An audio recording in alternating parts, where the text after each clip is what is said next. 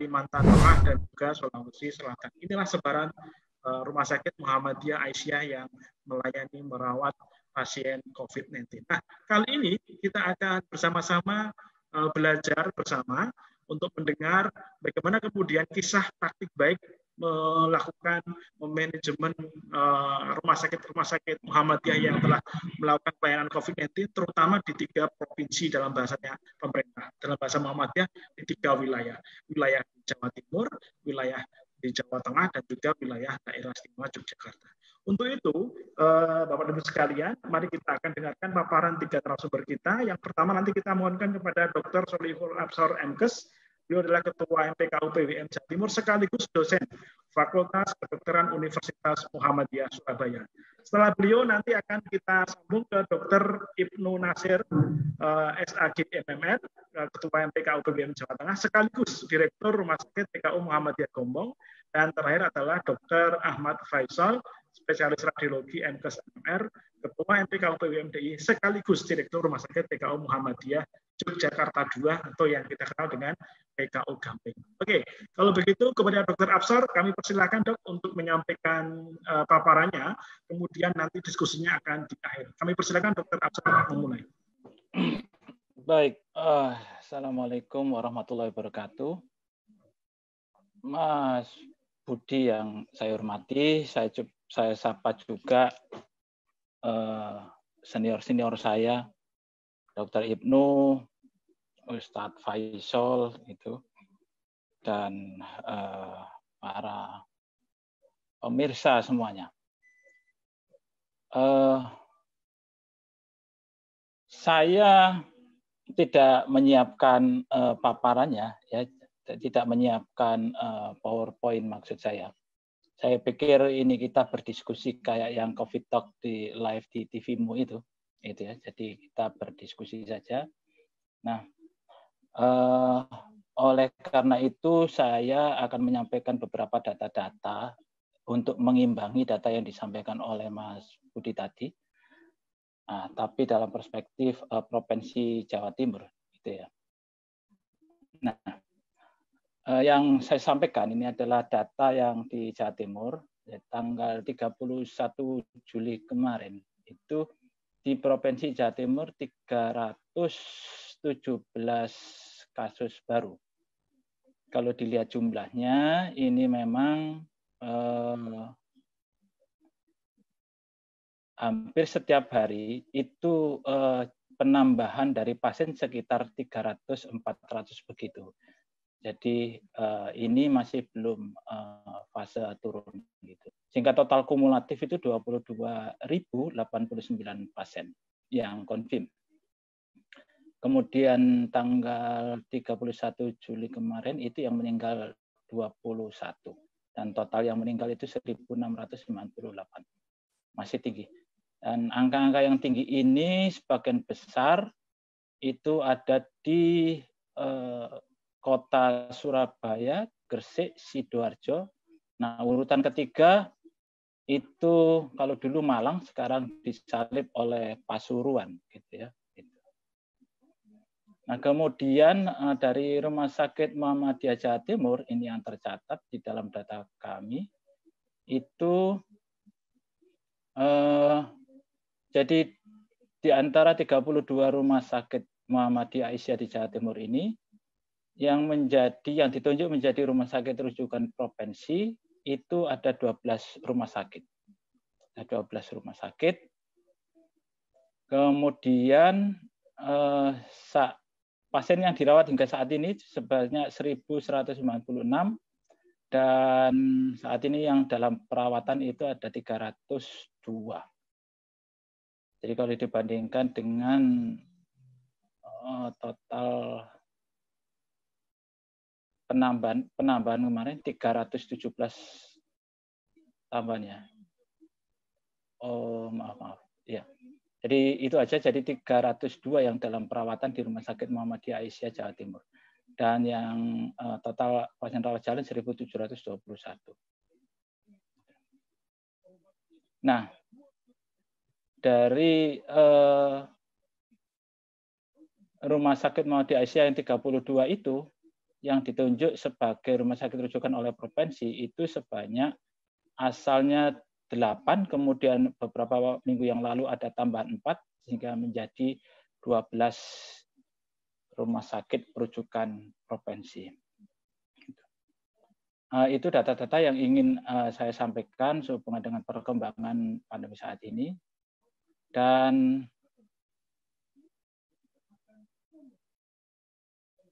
sementara itu, Mas Budi, barangkali ada yang perlu disampaikan lagi. Baik, Dr. Afsar mungkin bisa diceritakan kepada kita terkait yang kedua adalah mengenai dampak dari COVID-19, pandemi COVID-19 ini di Rumah Sakit Muhammadiyah, terutama yang ada di Jawa Timur ya, baik itu dampak terkait dengan tenaga kesehatannya, kemudian dampak secara finansial rumah sakit, kemudian yang ketiga adalah terkait dengan dampak kunjungan pelanggan juga. Oke, baik. Ya, jadi satu hal yang paling berdampak dan dirasakan oleh semua rumah sakit, tidak hanya Rumah Sakit Muhammadiyah, tapi juga rumah sakit umum lainnya adalah terjadi penurunan pasien-pasien umum ya. Jadi penurunan pasien-pasien umum menimbulkan dampak yang sangat signifikan, sehingga cash flow dari rumah sakit ini menjadi terganggu itu. Kemudian yang kedua, dengan terpaksa rumah sakit kita ini kan sebetulnya settingannya itu bukan settingan rumah sakit infeksi gitu ya, rumah sakit umum. Sehingga dengan terpaksa rumah sakit kita ini mengekspan untuk menyediakan kamar-kamar atau ruang perawatan untuk isolasi itu, gitu, dengan segala keterbatasannya tentunya ya. Terutama pada peralatan itu tentu banyak rumah sakit kita yang tidak siap, terutama peralatan dari kamar isolasi bertekanan negatif dan ventilator, terutama itu. Nah, kemudian itu dampak yang kita alami, dan dampak lainnya itu terhadap paparan dari karyawan kita itu ya. Jadi ya alhamdulillah di Jawa Timur ini di rumah sakit kita tidak ada, sampai saat ini saya tidak mendapatkan laporan korban dalam arti tenaga kesehatan kita, tenaga administrasi di rumah sakit kita yang sampai meninggal gitu. Namun karena memang ini resiko, jadi tetap ada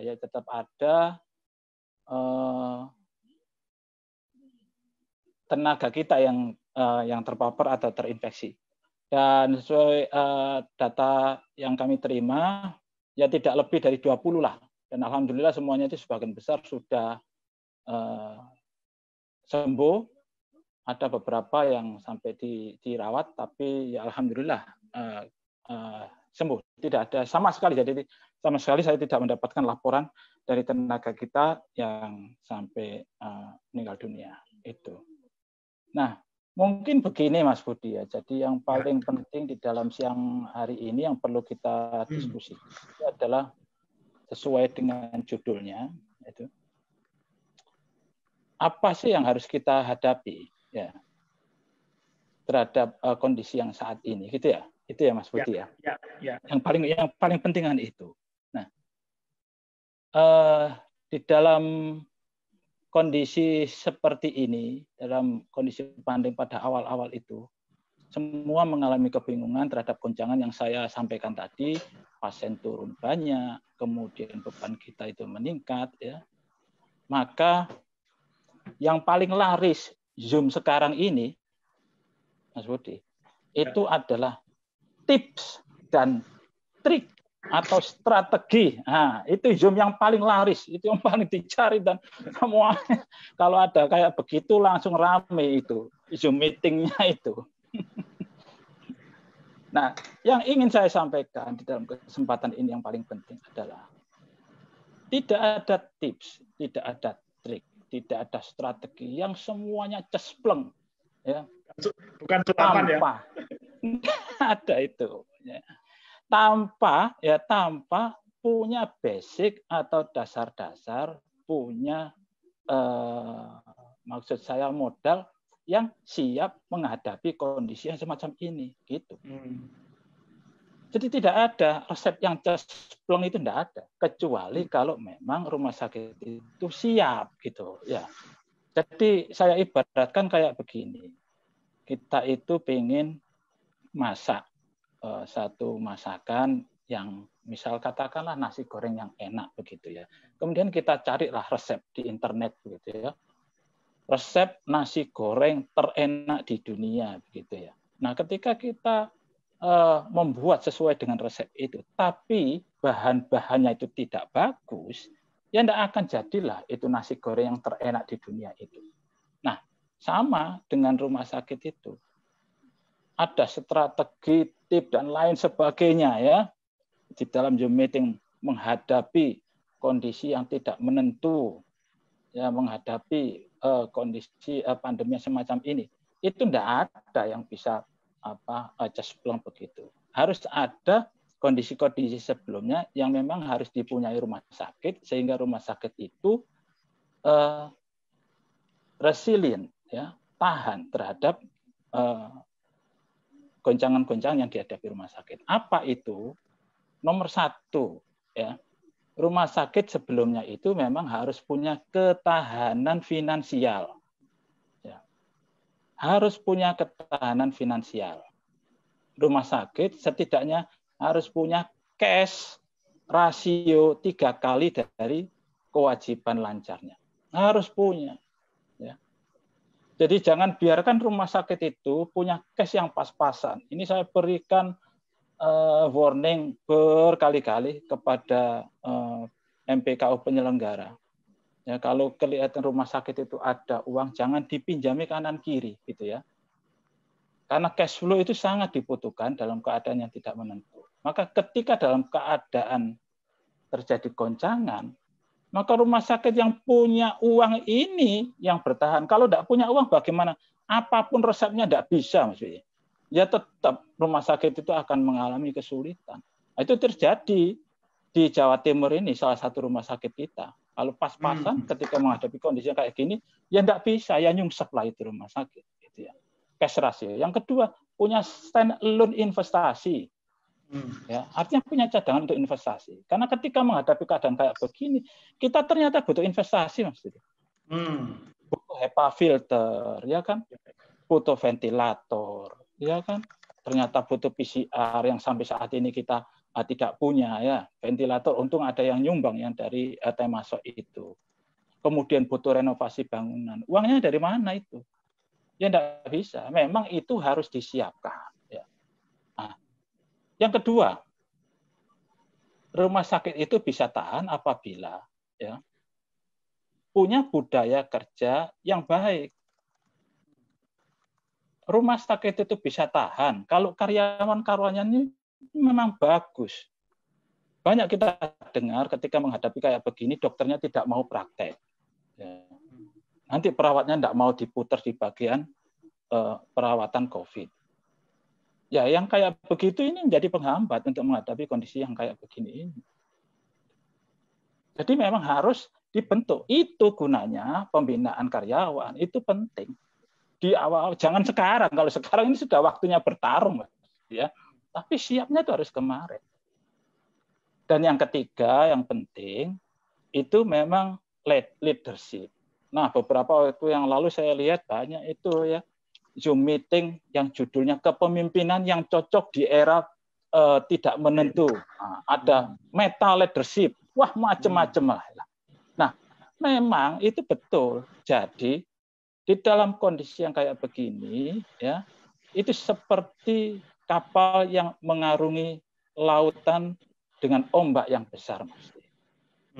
Kalau ombaknya datar-datar saja, leadernya itu yang nahkodanya biasa-biasa saja, tidak punya pengalaman, bisa itu nyampe. Ya. Tapi kalau ombaknya besar, maka nahkoda yang tangguh, itu yang bisa mengatasi masalah. Jadi penting sekali leader itu tidak hanya sekedar dokter, ya, dokter spesialis, mohon maaf ini Ustadz Anu ini, Faisal. Masalahnya bukan itu. Tapi punya kompetensi sebagai direktur yang lebih teknis. Apa itu? Ya paham manajemen keuangan, paham manajemen logistik, begitu ya. Paham manajemen pemasaran dan lain sebagainya. Paham manajemen sumber daya manusia. Itu yang akan menjadi alat dimainkan di dalam menghadapi kondisi yang semacam ini. Nah, ini yang ingin saya pesankan kepada yang khususnya pada teman-teman direktur di Jawa Timur, dan barangkali ini menjadi pembelajaran bagi semua, terutama yang hadir pada meeting kali ini, bahwa penekanannya memang harus disiapkan. Tidak ada hal yang instan, ya, cara yang instan, macam-macam lah itu, ada lean management dan lain sebagainya, tidak ada, kecuali memang kita harus siapkan kondisi yang semacam ini sejak jauh-jauh hari. Sementara itu Mas Budi, barangkali nanti kita kembang dengan diskusi Matersun. Baik, terima kasih Dr. Afsar, Kang Afsar. Saya kira ada beberapa poin yang menarik yang beliau sampaikan. Dan saya mengulangi bahwa acara ini kita share di jaringan sosial media Muhammadiyah ya, sehingga teman-teman yang tidak masuk di juga bisa masuk di sosial media Muhammadiyah. Baik, sebelum nanti kita akan diskusi lebih lanjut dengan Dr. Afsar, kita akan menuju ke Jawa Tengah, ke Dr. Ibnu, dan mohon berkenan untuk teman-teman di operator bisa menayangkan slide-nya Dr. Ibnu. Kepada Dr. Ibnu kami persilakan. Terima kasih Mas Budi. Suara saya bisa terdengar dengan baik? Bisa, bagus sekali Dr. Ibnu. Ini saya pakai alat anak saya ini, pinjam ini. Iya, mahal itu, mahal sekali itu. Jadi terima kasih sebelumnya atas waktunya Mas Eko Budi. Saya menyapa Mas Afsar, Mas Faisal. Selamat siang, selamat pagi ya, begitu ya. Selamat pagi, selamat terus bertarung gitu. Karena saat ini figur-figur kepemimpinan lokal sangat dibutuhkan untuk menemani hampir sebagian besar Rumah Sakit Muhammadiyah Aisyah yang mengalami dalam tanda kutip ya, ekskalasi kekacauan gitu ya. Jadi kenapa saya sebut sebagai prosesi kekacauan, bukan resesi ya? Karena sebenarnya ketika step by step persoalannya bisa dipetakan dengan baik, maka saya agak tidak sependapat, boleh ya Pak Afsar, dengan keterangan tanda kutip bertahan. Karena saya melihat bahwa mau sampai kapan kita bertahan, bisakah Rumah Sakit Muhammadiyah Aisyah bertahan dalam kurun waktu lebih dari 12 bulan.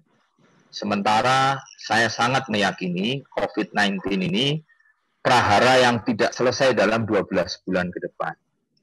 Artinya apa? Harus ada upaya. Jadi mungkin slide yang saya buat hanya formalitas saja Mas Budi, tapi saya agak intens dengan tadi yang diutarakan oleh Pak Afsar ya. Karena ini persoalan kita bersama. Kita harus dalam situasi yang seperti ini, satu, memastikan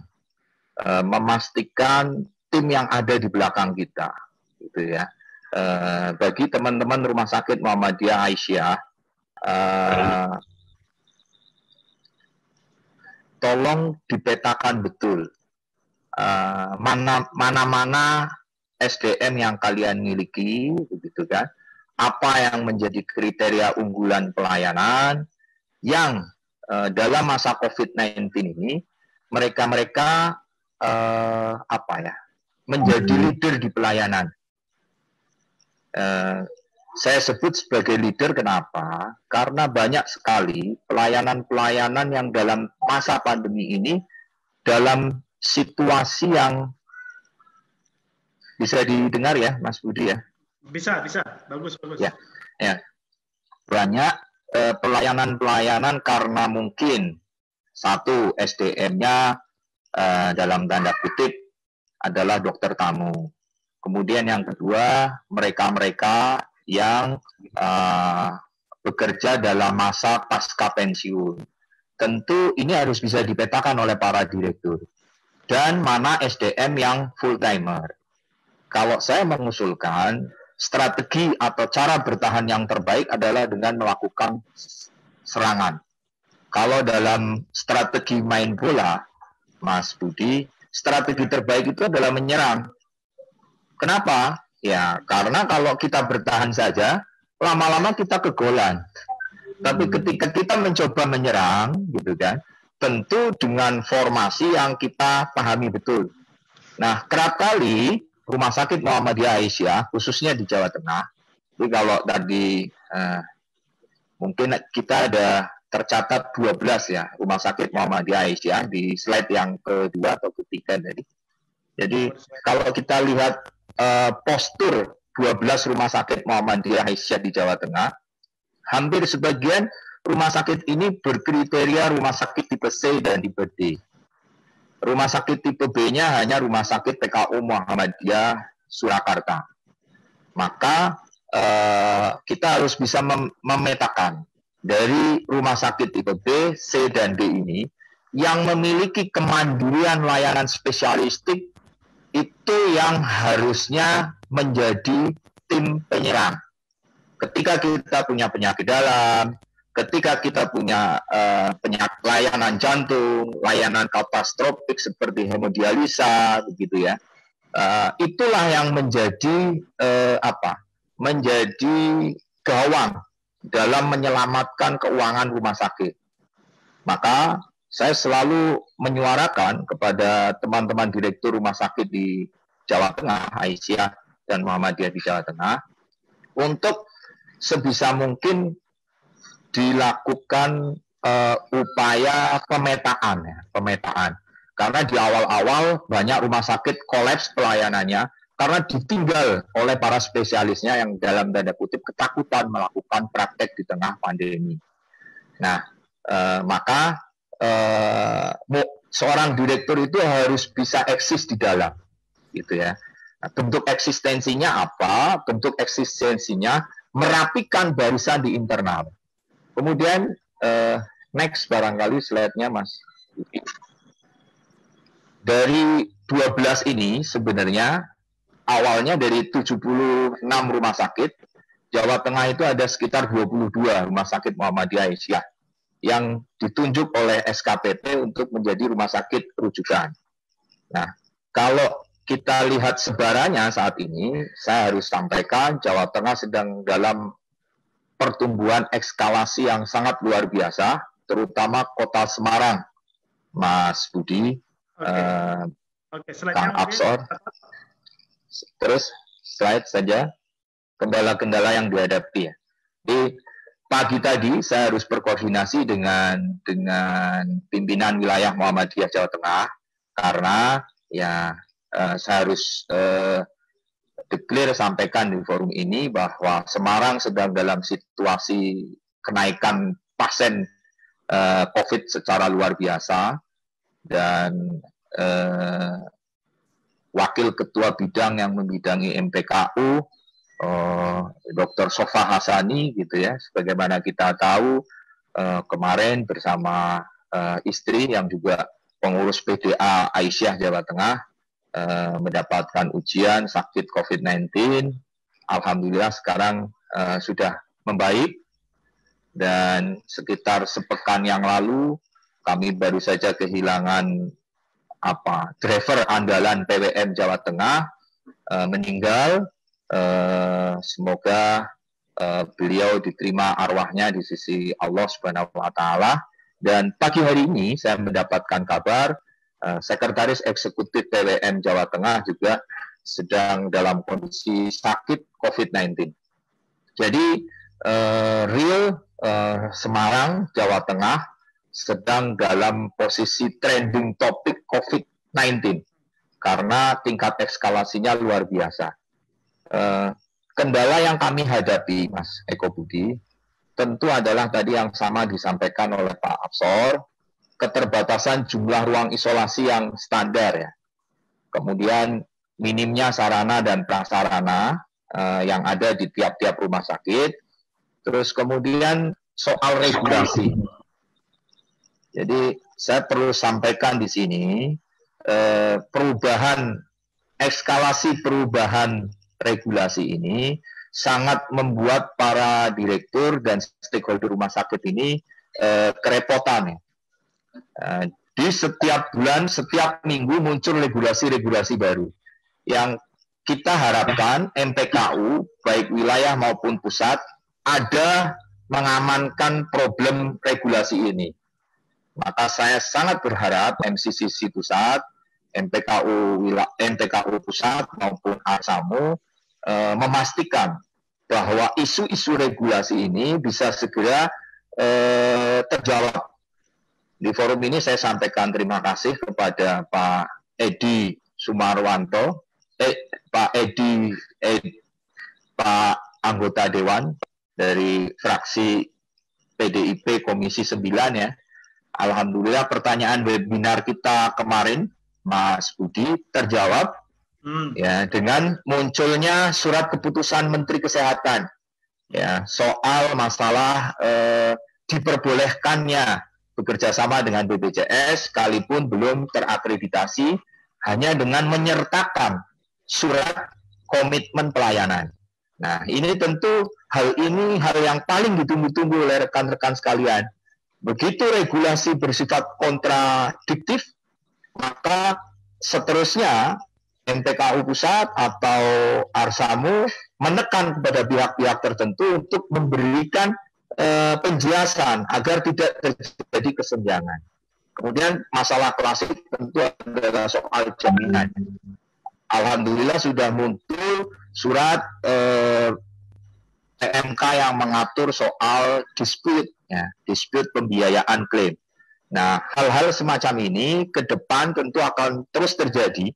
Kesenjangan regulasi tentu terus terjadi. Sama next berikutnya adalah soal kecepatan pencairan klaim. Saya sangat berharap MPKU baik di tingkat wilayah maupun di tingkat pusat gitu ya, mencoba untuk men-split ya. Ada yang fokus mengejar-ejar atau menginventarisir berapa jumlah klaim. Karena jumlah klaim ini banyak rumah sakit yang sifatnya tidak memperhatikan mutu dan kualitas klaim. Kenapa saya katakan mutu? Karena ketika kemudian menjadi dispute atau menjadi tidak dibayarkan, teman-teman dengan mudahnya menyerah. Padahal di situ ada sekian rupiah ya yang dipertaruhkan. Meskipun kita harus jujur sampaikan gitu ya bahwa resourcement melayani pasien COVID itu tidak sesederhana itu ya. Kemudian mungkin saya harus akhiri presentasi ini supaya nanti menjadi berimbang. Catatannya pada teman-teman sekalian adalah satu, mari kita sikapi COVID-19 ini seperti yang disampaikan oleh Pak Afsor, momentum kita untuk mengasah ketangguhan soliditas manajemen. Ini menjadi penting para direktur bersama stakeholder, bersama BPH, bersama persyarikatan, gitu ya. Seia sekata menghadapi gelombang yang pelik ini, gitu ya. Dengan tentu tetap melakukan serangan balik. Bentuk serangan baliknya itu apa? Bentuk serangan baliknya itu kita hadirkan investasi yang bersifat kecil, gitu ya. Tapi jeli melihat peluang yang ada. Katastrofik adalah sebuah pilihan yang terbaik pada kasus COVID ini. Kenapa? Karena pasien-pasien katastrofik itu pasien-pasien yang tidak akan pernah berkurang. Artinya misalnya pasien-pasien diabetes kita, pasien-pasien jantung kita beri masukan saatnya Anda masuk ke rumah sakit untuk dilakukan terapi lebih jauh. Hemodialisa kita kembangkan dengan baik, gitu ya. Kemudian pasien-pasien saraf kita, sekalipun tidak selamanya saraf itu menguntungkan, tapi paling tidak okupasi rumah sakit itu saat ini dihuni pada kasus-kasus kronis. Kasus-kasus akut itu akan jauh berkurang. Paling akhir saya harus sampaikan di forum ini, saya berharap MCCC dengan segala bentuk dan rencana-rencana kerjasamanya, tolonglah libatkan organisasi di tingkat wilayah, di tingkat daerah, karena sebenarnya kita ini membutuhkan dalam tanda kutip mengalami kesenjangan, kemesraan dalam berkomunikasi, karena memang tidak semua orang punya tradisi berkomunikasi berbagi dengan Zoom. Ya. Kita majelis tingkat wilayah daerah tidak pernah berkumpul. Tapi bukan berarti kegiatannya jalan sendiri-sendiri, gitu ya. Tapi harus disatukan kembali. Saya percaya LPB dan MPKU bisa melebur dalam kegiatan MCCC ini dengan baik. Nah, kami mohon dilibatkan unsur MPKU daerah, MPKU wilayah, agar kita bisa memiliki ketahanan dalam 1 tahun atau 2 tahun ke depan dengan mentradisikan berkomunikasi yang baik, sehingga banyak hal yang bisa cepat kita gagas secara bersama-sama. Terima kasih, mungkin itu. Baik, terima kasih Dr. Ibnu. Menarik ya tadi kalimat terakhirnya, kemesraan komunikasi ya. Kalau saya terakhir kemesraan komunikasi dengan Dr. Ibnu terakhir kayaknya tahun 2015 ya 2015. Dari 2000. Kopi bareng kita ya. Kopi bareng ya. Dengan Dr. Absor ya sekitar tahun 2016 ya setahun. Nah, kalau dengan Dr. Faisal ini Dr. Faisal kemesraan komunikasi saya terakhir 2012 itu sesuai banget itu ya. Oke, baik. Tahun 2016 terakhir itu ya. Oh iya, betul sekali. Eling aku. Baik, nah yang terakhir ini sharingnya dari masuk ini satu-satu. Bacaannya banyak gitu, Ustaz. Iya. Ya, baik. Dan karena ini sudah banyak pimpinan rumah sakit yang bergabung, tentu sharing-sharing pengalaman tentang bagaimana MPKU mengelola mengkoordinir Rumah Sakit Muhammadiyah Aisyah ini sangat penting sekali, juga ditunggu nanti ceritanya dari Dr. Baik, berikutnya ke Dr. Faisal untuk berkenan sharing tentang bagaimana MPKU mengorganisasikan Rumah Sakit Muhammadiyah di DIY untuk tahan menghadapi pandemi ini. Kami persilakan Dr. Faisal. Terima kasih Mr. Prof Budi Santoso. Kalau Mas Ibnu tadi Eko Budi gitu ya. Assalamualaikum warahmatullahi wabarakatuh. Alhamdulillahirabbil alamin. Terima kasih MCCC atas kesempatan pada kami dari MPKU Daerah Istimewa Yogyakarta untuk sharing bersama berkaitan dengan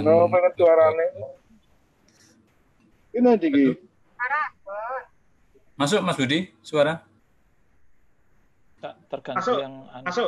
Ini yang peserta lainnya ini. Ya ini yang pakai mobil ini perlu di mute ini. Yang di mobil ini perlu di mute ini. Silakan teman-teman. Ya, cukup menarik apa yang disampaikan oleh Syekhul Absor dan Ustadz Kiai Haji Ibnu Nasr. Tadi kombinasinya cukup menarik antara dua pembicara yang pertama.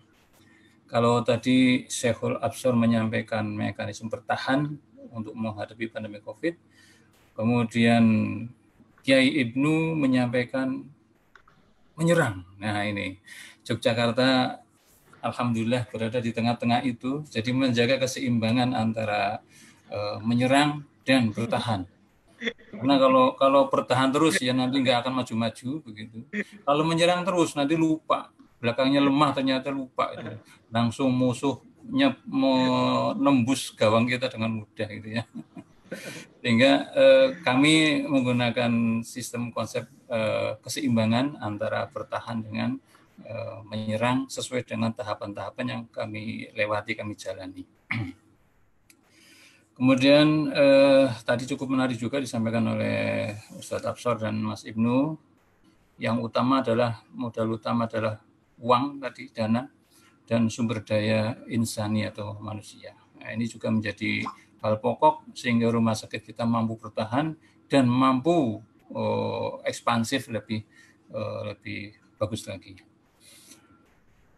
Kemudian tadi juga disampaikan masalah regulasi yang cukup dinamis ya, sehingga kami dari rumah sakit juga mengikuti dinamisasi regulasi. Jadi di era seperti ini perubahan kebijakan di dalam rumah sakit ini sangat-sangat mungkin. Sangat mungkin. Hari Minggu ini dibuat kebijakan, kemudian minggu berikutnya dirubah. Ini sangat mungkin. Ini pelajaran yang berkah. Kemarin kita ketika kebijakan harga tarif rapid test begitu ya. Hari ini harganya sekian, mungkin 3 hari lagi berubah lagi. 3 hari lagi berubah lagi. Ini sehingga memang cukup dinamis dalam regulasi dan tentunya rumah sakit harus bisa mengikuti dinamisasi dari regulasi ini. Saya kembali ke laptop bahwa topik dari webinar ini adalah apa tadi Mas Budi? Penanganan yang baik dari manajemen di Rumah Sakit Muhammadiyah, sehingga saya ingin berbagi share screen ya. Boleh, silakan Prof. Bisa di-share screen di bawah itu, Prof? Iya, ini saya udah masuk kok enggak ya? Oh ya, belum tertayang. Belum masuk ya? Belum. Bentar. Iya. Sip. Yang kelihatan kok malah bacaan BNO IVP itu.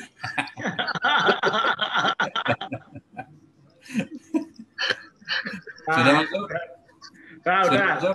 Sudah. Bagus. Ya, ini sesuai dengan permintaan panitia, saya menyampaikan data yang ada di daerah istimewa Yogyakarta. Dan hari ini atau tepatnya tanggal 31 kemarin, Jogja menjadi puncak rekor kasus yang terdeteksi positif. Ya, biasanya hanya sekitar angka di bawah 10. Minggu kemarin sudah melonjak sampai 28. Minggu ini, tepatnya kemarin tanggal 31, kasus sehari 64 positif. Ini luar biasa, lonjakan yang cukup drastis dari daerah istimewa Yogyakarta. Kemudian ini dari hari kemarin ada 17 yang positif dan 1 yang meninggal. Ya, ini ada 1085 sampel yang diperiksa, 760 orang. Ini total pasien positif kita di Jogja sampai hari ini tanggal 31 Juli 674 orang ya, dengan sembuh 59,2% dan dirawat masih 37,8%. Ini PDB kita, mohon maaf masih pakai istilah yang lama mengikuti Prof Budi saya. Ya. Kemudian ini rekapitulasi total per 31 Juli. Ya kalau dibanding dengan Jawa Tengah dan Jawa Timur ya masih cukup jauh. Cuman angka 674 ini luar biasa percepatannya. Karena ditambah dengan 1 hari kemarin 64 kasus. Ini distribusi dari 674 tadi. Terbanyak adalah di daerah Bantul. Ini bisa dipahami karena di sana memang daerah wisata. Kemudian daerah Sleman juga menduduki nomor 2. Yang cukup aman ternyata daerah Kulon Progo. Ini mungkin masih berbau dengan kebersihannya Pak Bupati dahulu mungkin. Nah, untuk dampak yang kami alami di Rumah Sakit Muhammadiyah Aisyah, khususnya di daerah istimewa Jakarta, dari aspek tenaga kesehatan, tentunya kita semua paham bahwa punya risiko yang cukup tinggi untuk terkontaminasinya COVID-19 ini. Dan alhamdulillah sampai saat ini kami belum mendapatkan informasi adanya nakes yang konfirm positif ya. Kalau rapid testnya reaktif sudah ada. Tetapi hasil yang konfirm alhamdulillah sampai saat ini belum ada. Kemudian dari dampak aspek psikologis ini luar biasa. Awal kami dahulu mengatasi membantu pemerintah karena menjadi rumah sakit rujukan. Ya, kami di Jogja ada 3 rumah sakit rujukan yang ditunjuk oleh PP Muhammadiyah dan juga oleh SK Gubernur dengan PKU Muhammadiyah Yogyakarta, PKU Gamping, dan PKU Bantul. Ini ternyata mempunyai beban psikologis yang cukup tinggi bagi karyawan karena rasa ketakutan yang berlebihan saat itu.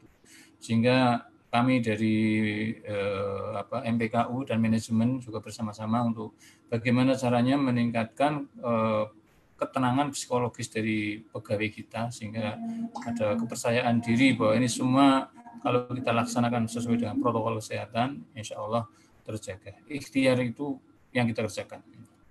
Kemudian dampak yang lainnya adalah mobilisasi tenaga. Ya, jadi dengan adanya ruang isolasi khusus ya, yang memang ditempatkan di sana tidak mungkin akan selamanya di sana, sehingga kita mobilisasi tenaga cukup dinamis. Ya. 2 minggu bertugas di ruang isolasi, nanti harus berganti dengan orang yang lain, orang yang ini nanti istirahat dahulu, sehingga memang cukup tinggi mobilisasinya. Sedangkan dari aspek finansial ini tentunya juga berhubungan dengan kunjungan pasien kita. Pendapatan rumah sakit praktis turun ya. Kita kalau dari sisi kunjungan turun kurang lebih 47% dulu kalau sampai bulan Mei ya 47% kurang lebih lah. Dan ini berdampak pada finansial juga cukup bermakna. Kemudian di lain pihak biayanya naik.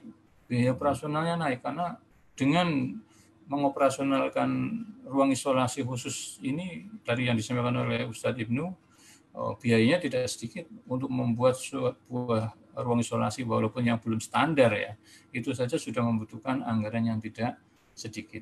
Belum lagi biaya operasional untuk operasionalnya ruang isolasi ini juga tidak sedikit.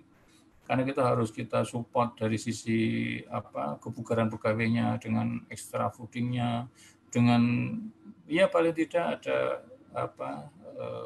tambahan reward sedikit bagi pegawai yang ditugaskan di ruang yang penuh risiko ini, sehingga dampaknya adalah cash flow rumah sakit menjadi goncang gitu ya. Sedangkan dari aspek kunjungan ini kami punya data yang cukup lumayan. Kita langsung ke grafiknya saja bahwa terjadi penurunan, memang puncak penurunan terjadi pada bulan April-Mei. Puncak penurunan terjadi pada bulan April-Mei, baik dari kunjungan rawat jalannya maupun dari bornya maupun dari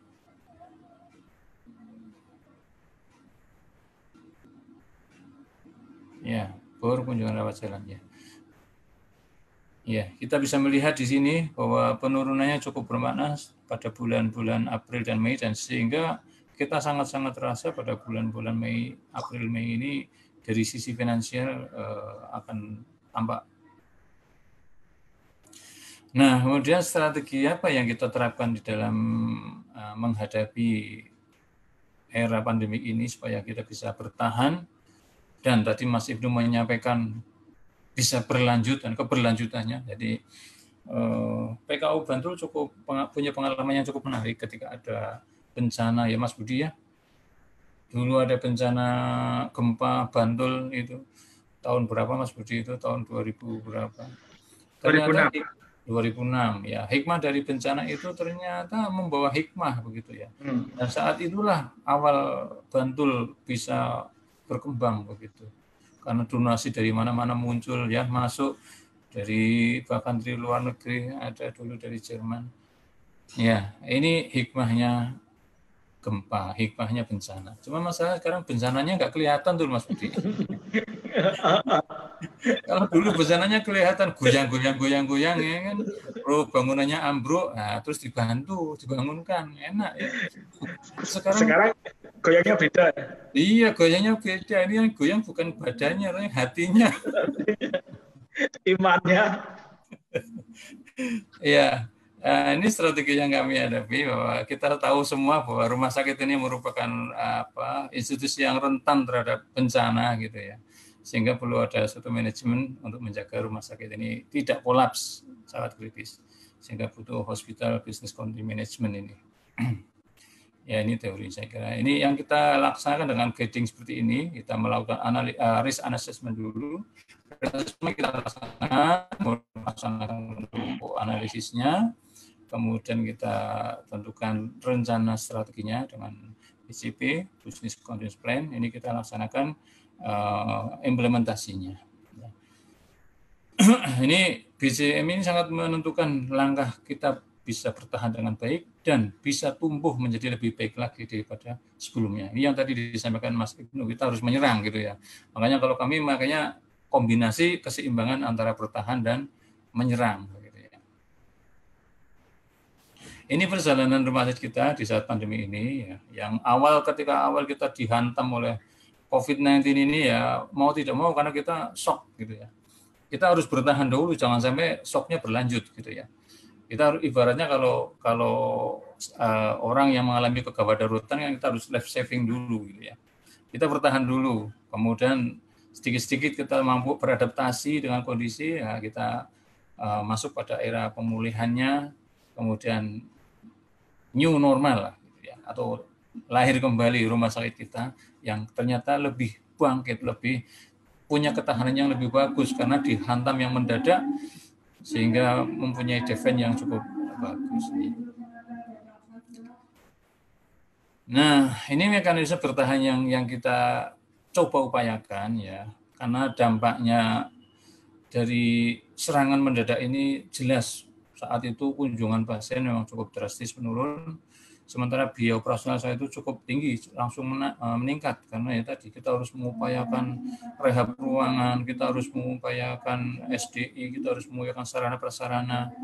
Sementara di lain pihak harga bahan baku secara paralel ikut naik, ikut terdampak ternyata ya.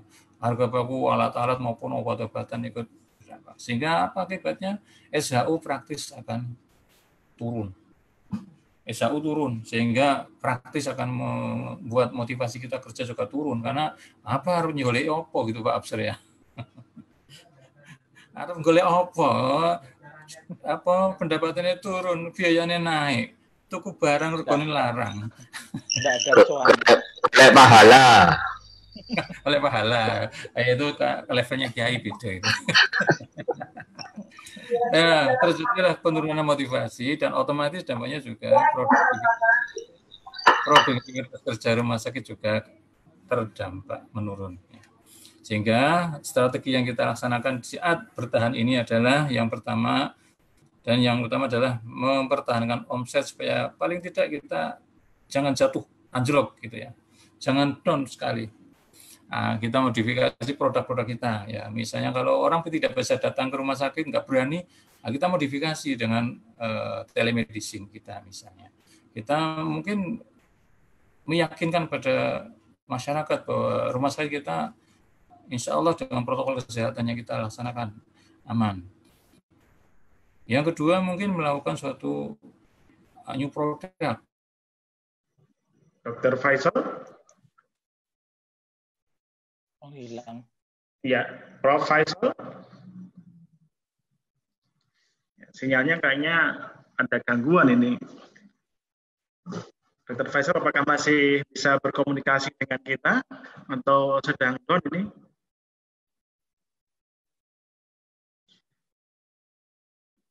Baik, saya kira sinyalnya Dr. Faisal ada kendala sehingga belum bisa masuk. Nah, beliau akan masuk. Oke, saya bisa mengomentari, Mas Budi. Nah, boleh. Saya juga baru menuju ke Dr. Absar. Dr. Absar, silakan dikomentari sekaligus disampaikan kepada kita semua kembali, Dr. Absar. Mungkin karena Jawa Timur paling banyak rumah sakit Muhammadiyah Aisyah yang terlibat dalam penanganan COVID, mungkin juga sekaligus disaringkan bagaimana mekanisme MPKU mengkoordinasikan mereka agar kemudian sejauh ini tetap bisa melakukan aktivitas operasional di tengah kebijakan pemerintah yang mungkin dirasa belum banyak berpihak kepada kita. Monggo Dr. Absar. Baik, terima kasih Mas Budi atas kesempatannya. Ini kalau Dr. Faisal sudah kembali boleh memotong saya. Saya ingin meluruskan atau mengkompliti ya apa yang saya sampaikan tadi. Jadi yang saya sampaikan tadi itu masih belum komplit, Mas Budi. Oke. Ya, jadi terkesan bahwa apa yang saya sampaikan itu adalah hanya sekedar bertahan. Nah, saya ingin mengkompliti, ya. Saya coba sharing ya. Boleh ya, Mas Budi ya? Boleh. Silakan Dok. Oke, saya coba sharing. Nah, ini bisa muncul enggak ya layar saya ini? Belum. Mungkin masih OTW kan, dari Gresik kan agak jauh kan? Oh gitu ya. Tadi aja dari Gamping ke share apa? Screen. Oh yes. Nah udah, oke. Sip, keren. Nah ini ya, kelihatan ya. Oke, kelihatan. Nah, yang saya sampaikan tadi itu adalah masih satu potong dalam konteks S ini ya. Ada di sebelah kiri itu ada S, itu survival, bertahan. Saya tadi menyampaikan bahwa ketika mode rumah sakit dalam mode bertahan, memang cost yang harus kita perhatikan. Ya, jadi saya tadi menjelaskan cost. Tapi apa yang saya sampaikan tadi itu sebelum kita menjalankan mode SPA ini. S ini survival, P itu preparation, ya, persiapan untuk A, actualizing, atau katanya Mas Ibnu menyerang itu tadi. Kalau Pak Faisal posisinya di sini ya, itu di preparation, persiapan dari mode bertahan menjadi mode menyerang. Tapi yang saya sampaikan tadi soal apa yang harus kita siapkan sebelum memasuki area, memasuki masa dari ketidakpastian, itu yang saya sampaikan tadi ya. Jadi harus ada financial resilient. Jadi harus ada ketahanan finansial, tidak ada ketahanan pangan saja, tapi ketahanan finansial. Kemudian juga ada leader yang baik, ya, baru masuklah ini. Jadi cost memang pada mode survival itu cost. Yang kita pertahankan itu ini financial ini, CF ini cash flow, ya, cash flow. Ya. Nah, setelah ini memang kita tidak bisa kita berpaku pada mode survival bertahan saja, nggak bisa. Kita harus melangkah preparation gitu ya. Kalau sudah stabil baru melangkah ke sini. Nah, sebelum melangkah ke sini saya sampaikan inilah tadi yang ditanyakan apa sih peran MPKU. Nah, di sini ini peran MPKU. Bagaimana menstabilkan operasional dari rumah sakit dan bagaimana menjaga keuangan rumah sakit. Apa yang dilakukan di Rumah Sakit Muhammadiyah Jawa Timur itu adalah kita membantu rumah sakit ya dalam hal menyelesaikan masalah-masalah teknis. Teknis akibat dari kebijakan yang berubah-ubah yang disampaikan oleh Dr. Faisal tadi. Ya. Sehingga kami menghubungi, kita berkomunikasi erat dengan BPJS Jawa Timur, dengan Persi, kemudian Senin besok kami harus berkoordinasi dengan Kadinkes Prof, gitu ya, dengan Kadinkes Prof itu. Untuk apa? Ya dalam rangka untuk melakukan koordinasi untuk menyelesaikan masalah-masalah teknis yang disampaikan oleh Mas Ibnu tadi. Itu. Kemudian juga kita tadi soal barang-barang tadi melalui SMT seperti ya disampaikan di dalam COVID Talk beberapa waktu yang lalu ya, yang Mas Budi sendiri sebagai hostnya. Nah itu kita koordinasi. Jadi SMT itu koperasi itu adalah kepanjangan tangan dari MPKU untuk melakukan operasi-operasi teknis membantu rumah sakit. Ya. Jadi pengadaan barang-barang, APD dan lain sebagainya itu melalui koperasi di bawah koordinasi MPKU. Dan kemudian untuk kesejahteraan dari karyawan ya kita mendistribusikan telur dan gula seperti yang disampaikan oleh Bu Nelly, Ketua Koperasi itu. Jadi itu yang dilakukan oleh MPKU dalam rangka untuk menstabilkan dalam masa-masa survival itu. Nah, masa preparing dan masa actualizing atau mode menyerang, saya rasa saya tidak mengulang. Jadi apa yang disampaikan oleh Dr. Faisal dan Mas Ibnu tadi betul ya.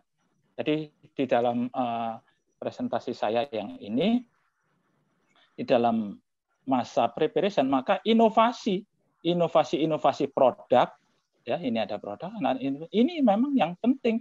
Jadi yang disampaikan oleh Dr. Ibnu tadi itu hal yang sangat tepat, ya. Jadi setelah kita mode survival, maka preparation ini itu yang harus dilakukan memang.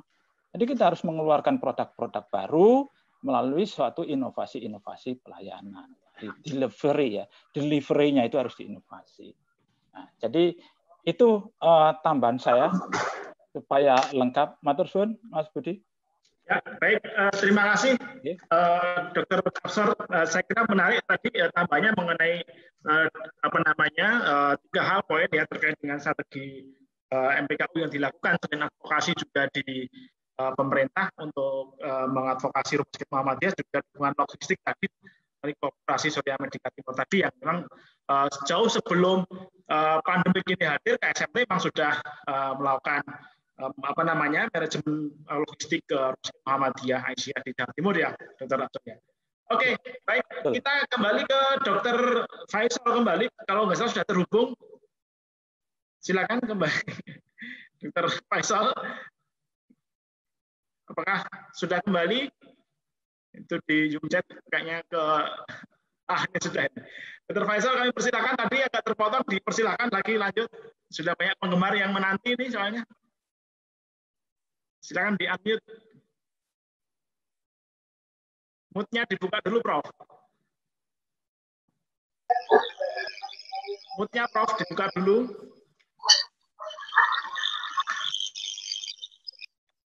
Oke, beliau masih belum bisa, kayaknya masih belum. Coba tampilkan tangan kalau sudah masuk, Prof. Tampilkan. Oke. Kalau belum bisa masuk, kalau belum bisa membuka kembali, tampilkan tangan lagi. Oke, baik. Kalau begitu. Oke, masuk. Masuk. Oke, siap. Ya. Baik, saya lanjutkan.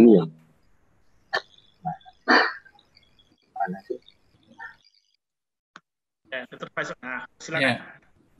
Baik, saya lanjutkan. Ini screenshot-nya kayaknya nggak ya. Ya. Halo? Halo, ya, masuk. Udah bagus, suaranya bagus. Ya, saya lanjutkan tadi bahwa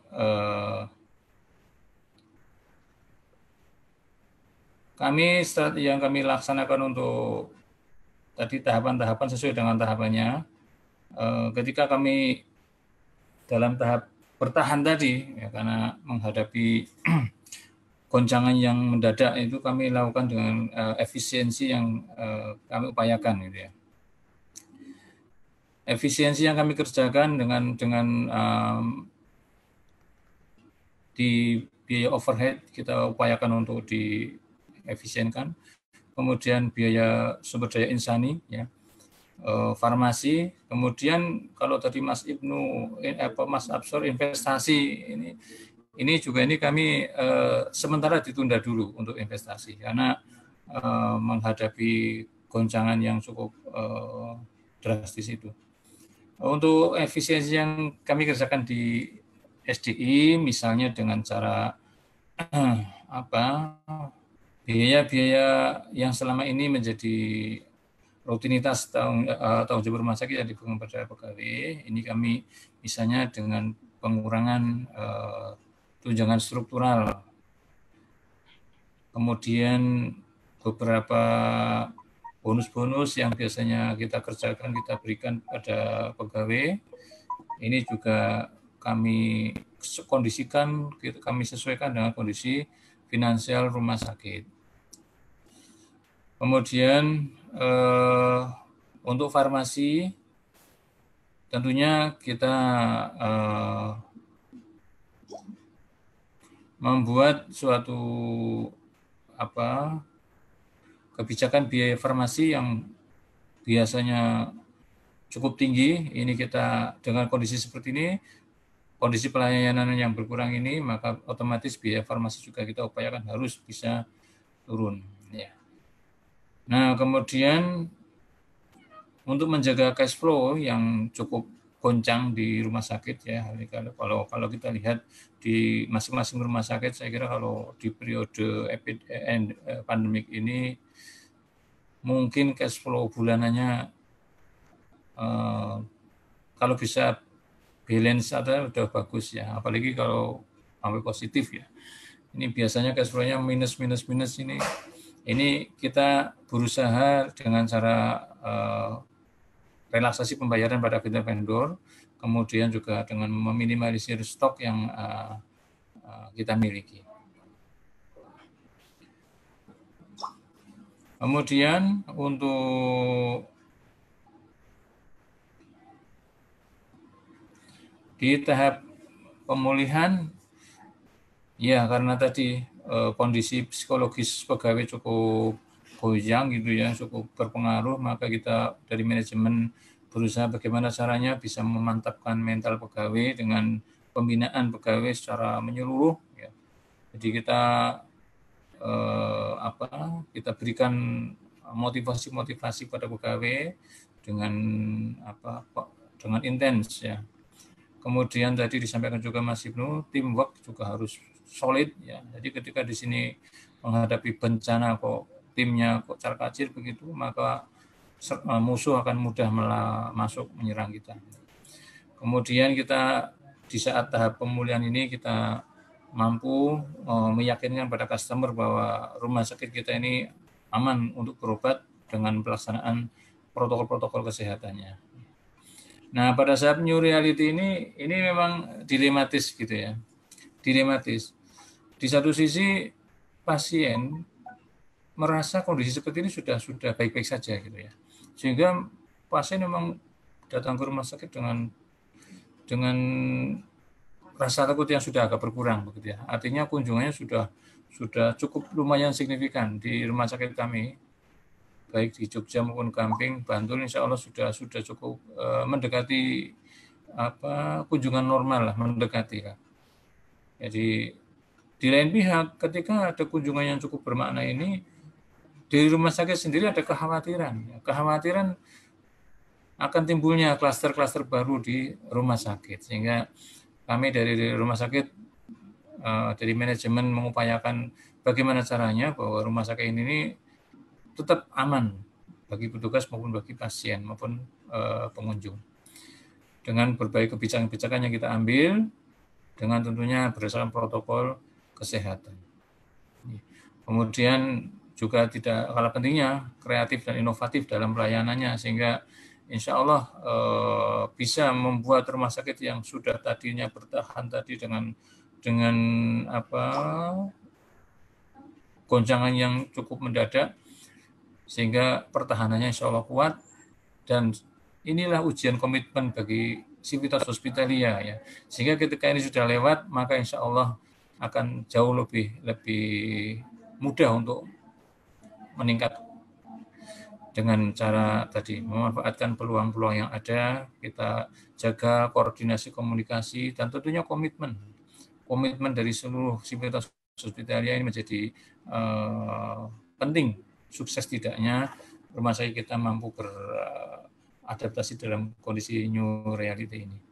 Kemudian peranan marketing kita yang cukup penting. Saya kira itu Mas Budi yang sedikit saya sampaikan. Ya sharing pengalaman saja dari kami. Terima kasih. Kurang lebihnya mohon maaf. Assalamualaikum warahmatullahi wabarakatuh. Waalaikumsalam warahmatullahi wabarakatuh. Terima kasih Dr. Faisal. 3 narasumber telah memaparkan bagaimana kemudian praktik baik dalam penanganan COVID-19, dampak yang dirasakan, kemudian strategi untuk pemulihan, dan terutama adalah bertahan menyerang terkait dengan penanganan COVID ini, baik secara internal maupun eksternal. Baik, kita buka kesempatan para Bapak dan para Ibu untuk berdiskusi, bertanya, atau mengelaborasi lebih dalam lagi pada narasumber. Yang pertama yang sudah raise adalah Pak Iwan Hartono dari Ponorogo. Kami persilakan Pak untuk buka ini ya Pak. Oke. Assalamualaikum warahmatullahi wabarakatuh. Waalaikumsalam warahmatullahi wabarakatuh. Salam. Untuk Pak Budi, moderator, para pembicara, teman-teman seperjuangan, ini ada Dr. Absor, Dr. Ibnu, Dr. Faisal, ya. Ayo. Mungkin biar biar rata satu persatu aja ini pertanyaannya. Ya, boleh. Oke, pertama untuk Dokter Absor ya. Ini Pak Lurah saya di Jawa Timur ini ya. Oke, siap. Sudah disebutkan mengenai poin-poinnya saja, cash ratio bahwa 3 kali dari kewajiban lancar, kemudian stand alone investasi menghadapi pandemi, budaya kerja yang baik gitu ya. Kemudian keterampilan direksi untuk memanage logistik, SDM, keuangan dan lain sebagainya. Ada satu kunci yang membuat suasana saat ini itu relatif lebih baik dari sisi kemampuan ketahanan rumah sakit, yaitu masalah BPJS. Artinya bahwa klaim BPJS yang saat ini, mudah-mudahan ini kami rasakan sama seperti teman-teman direktur yang lain, bahwa saat ini kami merasakan klaim-klaim BPJS itu relatif lancar. Bahkan tidak hanya lancar, tapi lancar banget gitu. Lancar banget klaimnya. Ya. Dan ini terus terang sangat membantu di era pandemi ini. Karena ya itu tadi, di satu sisi pendapatan yang lain-lain turun, kok klaimnya lancar. Sehingga bisa kami gunakan untuk ya sedikit untuk membantu operasional. Tetapi di sisi lain, kami merasakan juga bahwa ya itu tadi, dengan BPJS itu makin hari kayaknya ada sesuatu yang kita harus, kalau bisa membuat kesepakatan bersama, bahasanya bahwa semua klaim kalau rumah sakit itu sudah enak, sudah nyaman, maka akan di tracing lagi untuk apalah supaya klaimnya itu tidak lancar dari sisi efisiensi biaya, kira-kira gitulah. Nah ini kami rasakan betul ya, di beberapa bagian itu. Yang dengan Dokter Absor berarti masalah klaim BPJS ke depannya. Kemudian Dokter Ibnu ya, ini Dokter Ibnu luar biasa, terima kasih. Kapan-kapan tak dolan lagi ke Gombong ini. Kalau tadi siap. ada dua paham. Kalau di ibarat sepak bola, kalau Dokter Absor kan tadi dengan paham bertahannya, atau tak diibaratkan ini tapi daya ungkitnya besar gitu ya. Kami sudah menyiapkan beberapa hal, misalkan hidup di era virus itu bagaimana kita mempackage mengenai imun booster gitu, kira-kira begitulah. Bagaimana supaya mungkin suntik vitamin lah, ataupun vaksin lah, ataupun yang lainnya, kira-kira begitu. Yang ini adalah minim investasi. Tapi pengalaman Dokter Ibnu di Gombong kan sudah jalan bagus mengenai HD-nya ya. Bagaimana kira-kira peluang HD ke depan, karena kami sedang mempersiapkan saat ini mengenai hemodialisis ini, yang saya rasa ini juga investasinya tidak besar karena bisa bekerjasama dengan rekanan. Terus kemudian di satu sisi peranan Pernefri mengenai HD-nya, kami sudah melakukan pendekatan, peranan dinas kesehatan, dan bagaimana dengan peranan BPJS. Singkat kata, peranan HD di masa yang akan datang. Kemudian yang ketiga, Dr. Faisal, biar lengkap, imbang, adil gitu. Pertanyaannya tadi, beberapa hal yang disebutkan. Luar biasa ya, Dr. Faisal. Jogja, Gamping, dan mana lagi tadi? Itu sudah, angka kunjungan sudah naik gitu ya. Kalau di tempat kami kok, ya kunjungan rawat jalannya sudah, ya memang naik, angka operasi naik, tapi di satu sisi rawat inapnya yang belum recovery ya. Sehingga kekhawatiran mengenai klaster rumah sakit itu seperti yang kami khawatirkan. Ya. Nah, itu mungkin ada tips and trick mengenai menghindari klaster rumah sakit, juga quote-nya dari pandemi di Jawa Timur adalah korban di tenaga kesehatan pada tempat-tempat yang terbanyak adalah yang tidak melayani pasien COVID secara langsung. Kira-kira begitu. Terima kasih. Assalamualaikum warahmatullahi wabarakatuh. Waalaikumsalam warahmatullahi wabarakatuh. Terima kasih Pak Iwan dari Ponorogo. Saya kira komplit ya, ada 3 narasumber. Kita mulai dulu dari yang strategi bertahan, Dr. Absor, lalu nanti yang menyerang Dr. Ibnu, dan yang di tengah di Dr. Faisal. Kami Dr. Absor. Monggo. Baik, terima kasih pertanyaannya Dr. Iwan. Jadi soal klaim BPJS ke depan bagaimana? Kok sepertinya tambah lama BPJS ini tambah mempersulit, katakanlah begitu ya, atau membuat satu kebijakan-kebijakan sehingga lebih irit. Pengeluaran BPJS itu lebih sedikit dengan cara pending claim dan lain sebagainya. Nah, bagaimana ke depan? Menurut saya BPJS tetap, ya, jadi tetap kita melakukan kerjasama dengan BPJS, kemudian memberikan pelayanan yang baik kepada pasien. Cuman hanya saya sampaikan begini yang penting. Beberapa kali di dalam Zoom meeting yang dilakukan di MPKU Jawa Timur, di dalam masa yang seperti ini tidak menentuan, maka faktor regulasi itu harus dipelajari betul. Jadi seperti yang saya sampaikan kemarin pada saat kita berdiskusi dengan BPJS di Jawa Timur, saya sampaikan kita harus meneliti betul regulasi-regulasi yang keluar gitu. Karena regulasi itu pasti akan berubah-ubah. Saya sudah berkali-kali jelaskan. Nah, ketika regulasi itu keluar, maka itu harus diklarifikasi kepada BPJS setempat sehingga tidak menimbulkan klaim-klaim yang dispute. Nah, di satu sisi itu yang harus kita lakukan.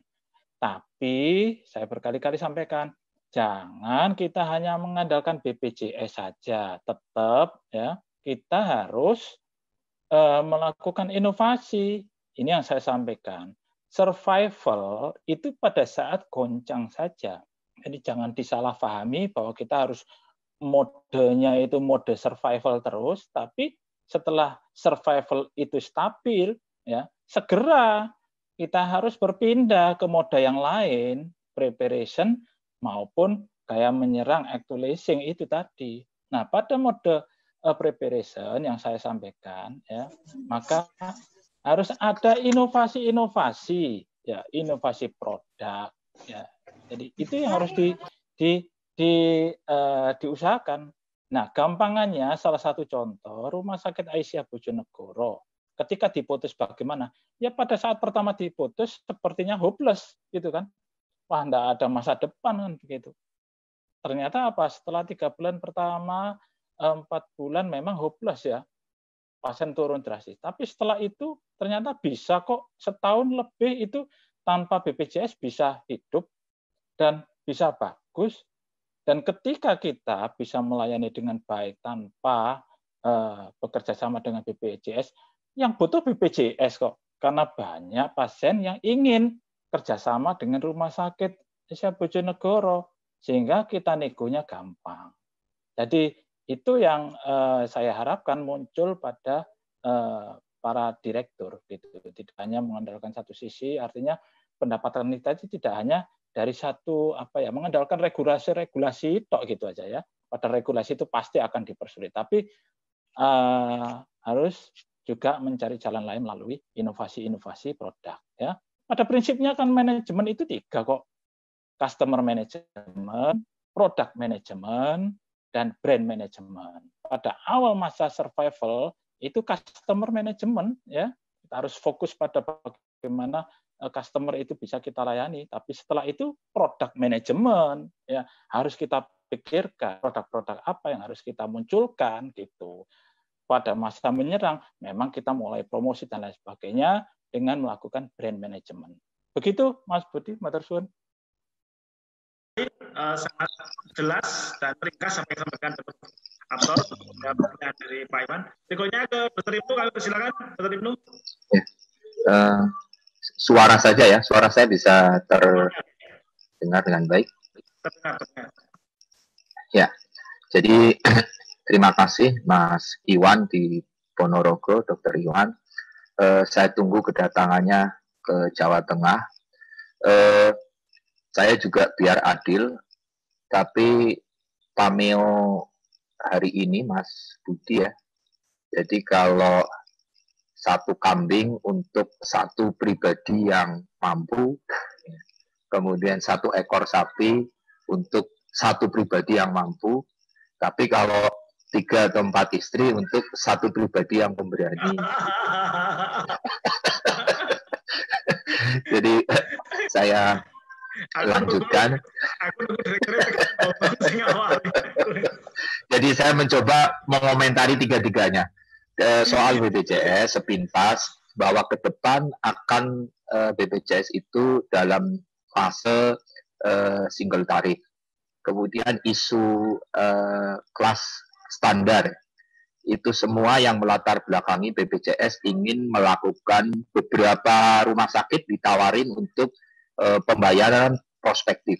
Artinya diberikan uang, anggaran uang selama 1 tahun. Gitu ya. Jadi cara-cara ini sebenarnya adalah bagian dari cara-cara bertahan BPJS. Namun BPJS tahun ini diproyeksikan atau diduga akan mengalami surplus. Prediksi sebelum COVID itu 10 triliun surplus BPJS dengan kenaikan tarif yang sekarang ya. Tapi setelah adanya COVID, beberapa jajaran direksi BPJS menyampaikan kemungkinan keuntungannya akan menjadi lebih dari 20 triliun.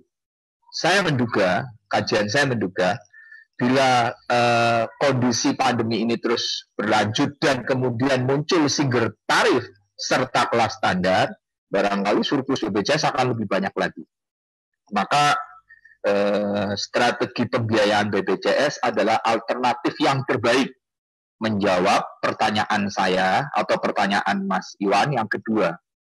Hal apa yang harus dilakukan sebagai strategi menyerang? Newborn, jadi obstetri yang dulu menjadi hal yang impas saja, di masa pandemi ini trennya akan naik. Maka meng-hire atau menginvestasikan layanan ke maternal perinatal itu hal yang strategis. Kemudian tadi ya disebutkan hemodialisa. Ini adalah hal yang menyelamatkan.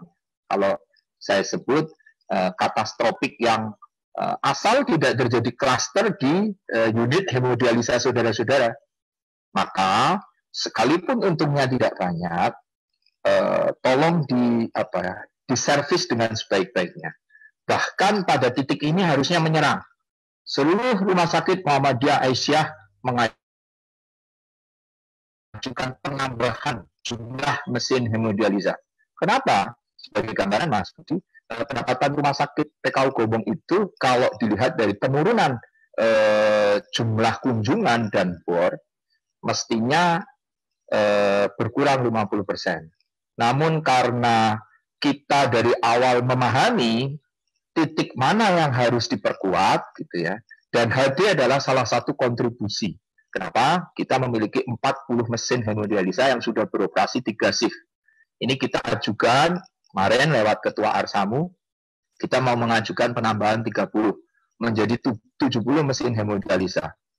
Kalau hanya kami yang mengajukan, BPJS akan melihat, wah ini fraud dalam tanda kurung, fraud yang positif. Tapi peran Arsamu mengadvokasi menjadi sangat penting, gitu ya. Kenapa? Karena dengan 40 mesin HD, penurunan pendapatan rumah sakit PKU Gombong itu hanya berkisar 75%, artinya berkurang 25% sampai dengan 30% pada saat bulan April ya. Pada saat pelayanan bulan April. Pelayanan saat ini yang sudah kembali seperti sedia kala adalah rawat jalan. Tapi ingat, rawat jalan itu kontribusinya terhadap omset itu hanya paling 30%. Yang 70% adalah rawat inap. Nah, pada kasus rawat inap ini belum kembali. Kenapa? Karena ketakutan masyarakat. Kalau mereka tidak benar-benar sakit, mereka tidak mau datang ke rumah sakit. Pasien APP, pasien HIL, ya, pasien-pasien prostat itu menjadi hilang, nggak ada. Kemana? Ya karena mereka tahan. Tapi pasien-pasien DM, pasien-pasien jantung, pasien-pasien jiwa, pasien-pasien fisioterapi, itu yang menjadi underlying management harusnya. Ya, maka HD ini, Pak Iwan, saya sependapat. Jadi kalau bisa diseriusi, kita serang. Nah, artinya strategi menyerang kita ada pada lini-lini tadi yang saya sebutkan. Sementara pada bedah, misalnya ya, kemudian bedah urologi, bedah ortopedi, bedah yang lain lah ya, itu cenderung akan berkurang. Entah kemana ya. Tapi mungkin jiwa yang semula tidak mendapatkan sorotan manajemen, gitu, justru pasien-pasien jiwa ini tidak akan berkurang. Bahkan banyak yang bermunculan, tidak bisa tidur, di PHK, dan lain-lain. Nah, di sela-sela ini, tadi kalau disebut dengan kesebelasan Belanda menyerang, ya, di sela-sela liukan-liukan ini, manajer-manajer rumah sakit harus tampil. Rekrutmen dokter full-timer dilakukan di mana? Di area-area ini. Gitu. Nah, dokter-dokter yang bersifat akut, kita koordinasikan, kita nego. Kalau perlu beberapa teman-teman ada minimum take home pay, dinego. Dok, jangan segitu karena kondisinya sedang menurun. Jadi seluruh kebijakan atau total manajemen football gitu, itu harus diterapkan. Direktur harus lincah bersama rekan-rekan direksi dan jajaran manajemen yang lain untuk melakukan day-to-day intervensi, gitu ya. Day-to-day intervensi. Kita tidak boleh lagi melihat laporan keuangan, mengandalkan tren laporan keuangan. Tapi kita harus mengandalkan intuisi. Ya, jadi kalau strategi menyerang dalam bola, kalau sudah total football, itu harus intuisi yang dipakai. Tapi kalau kita nunggu laporan keuangan, kelamaan. Maka laporan harian itu harus menjadi sebuah semaan hari-hari manajemen dalam melakukan manajemen day misalnya. Karena kita tidak bisa lagi mengandalkan hasil laporan keuangan. Karena apa? Karena ketika bulan April, bulan Mei adalah bulan-bulan terendah kita mendapatkan pasien, namun secara cash flow itu bulan itu belum berpengaruh. Kenapa? Karena cash flow 2 atau 3 bulan yang lalu. Sementara pada bulan Juli, di mana rumah sakit sudah kembali dengan kondisi cash flow yang normal, kok uangnya sedang sedikit-sedikitnya. Nah, ini tentu kan bingung ya. Nah, maka dari itu saya berpesan dan saya menghimbau kepada para direktur Rumah Sakit Muhammadiyah Aisyah, gitu kan, untuk betul-betul mencermati kembali apa yang menjadi SWOT analisa ya. Jadi kekuatan saya di mana, kelemahan saya di mana, COVID ini makanan bentuknya seperti apa, gitu ya. Itu harus total bisa diperankan oleh manajemen, sehingga bentuk serangan-serangannya adalah, gitu ya, tadi BPJS kita amankan, gitu kan, kita berikan fasilitas pelayanan yang lebih, yang bersifat akut menurun harus kita akui, gitu ya. Kemudian yang tidak kalah penting, Mas Eko Buni, menggali sumber-sumber pendapatan yang lain. Apa itu sumber-sumber pendapatan yang lain? Katakanlah kerjasama dengan institusi-institusi untuk melakukan MCU, general check up, gitu ya. Memang sekarang MCU haji dan umroh tidak ada. Kemudian MPU ketenaga kerjaan juga tidak ada. Namun membayar kekhawatiran banyak perusahaan-perusahaan besar untuk melakukan swab, melakukan rapid, gitu ya. Terus kemudian mungkin mendiskon kamar-kamar. Jadi misalnya dalam masa pandemi ini, sebagai bentuk apresiasi terhadap PNS, terhadap pelaku fasilitas pelayanan kesehatan, diberi kenaikan 1 grade rawat inap tanpa harus membayar. Untuk apa? Untuk memenuhi tingkat hunian kelas 1 dan kelas 2 yang notabene berkurang drastis. Sisi lain, itu Mas Budi, yang saya ingin sampaikan, dengan menurunnya jumlah pasien-pasien rawat inap, ini adalah kesempatan baik kita untuk melakukan renovasi terhadap fasilitas layanan rawat inap. Kenapa ini penting saya sampaikan di forum ini? Halo? Ya, dengar. Ya, bagus. Ya, sebentar ya. Jadi, kenapa ini penting saya sampaikan? Karena di saat perhunian kita berkurang drastis, beberapa bangsal kita nonaktifkan, supaya tidak terlihat ini menjadi bangsal yang mati, lakukan renovasi. Karena sebentar lagi, Desember 2020 ini, BPJS akan mulai menerapkan kelas standar. Kelas standar itu apa? Saya yakin kelas standar bukanlah kelas 3. Kelas standar yang akan diminta adalah kelas 2. Nanti BPJS hanya akan bekerja sama dengan mereka fasilitas layanan kesehatan yang memenuhi kualifikasi kelas standar. Akan berapa ribu jumlah PT Rumah Sakit Muhammadiyah Aisyah yang harus tutup dan tidak bisa bekerja sama dengan BPJS. Isu ini menjadi sangat penting karena faktual di depan mata BPJS sudah melakukan perencanaan dengan Kementerian Kesehatan soal BPJS kelas standar. Nah, ini adalah cara yang tepat buat kita untuk merenovasi bangsal-bangsal kelas 3 kita. Mereka sampaikan dalam regulasi 12 meter cycle persegi untuk satu tempat tidur, gitu ya, termasuk di dalamnya kamar mandi di dalam. Nah, ini bisa kita lakukan. Kan tidak mahal lah renovasi sebatas dengan cash flow yang kita miliki ya. Lakukan renovasi sehingga nanti akhir di 2020, awal 2021, ketika kelas standar diterapkan, meskipun Arsamu, Persi, ID menyampaikan pada BPJS, sebelum Anda perlakukan kelas standar, benahi dulu soal rencana single tarif. Nah, kita rubah dulu juga tentang undang-undang rujukan berjenjang. Karena itu semua nanti akan meniadakan. Jadi rumah sakit itu prinsipnya adalah mendekatkan akses layanan kepada masyarakat. Mereka bisa langsung ke tipe A, mereka bisa langsung ke tipe B karena dibayar sama. Nah, sehingga persaingannya menjadi sangat terbuka, gitu ya. Nah, saya menengarai, saya menduga 176 rumah sakit Muhammadiyah akan menjadi korban pertama terjadinya mekanisme kelas standar. Kenapa?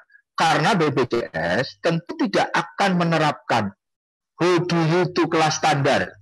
Kelas standar adalah kelas 3. Wah, ya diprotes sama PNS. Diprotes sama TNI Polri. Kok BPJS saya jadi hanya kelas 3? Pasti tengah-tengahnya adalah kelas 2. Sementara pertanyaannya, berapa jumlah tempat tidur kelas 2 kita, kelas 1 kita, dan berapa kelas 3 kita? Kalau secara regulasi, swasta hanya 30%.